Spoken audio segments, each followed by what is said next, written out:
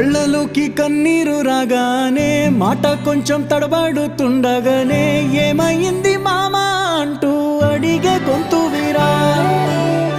నీతో ఉంటే నవ్వుతూ ఉంటారా, నువ్వుంటేనే మనమని అంటామురా. కారణాలు దొరకవు నువ్వు దూరం పోవాలన్నా, నీకు నాకు మధ్యలో దూరం రావాలన్నా. వద్దు అంటూ ఆ క్షణాన్ని ఏడుస్తూ ఆపనా. గమ్యం చేరే పయనాన్ని స్నేహం ఆపుతుందా.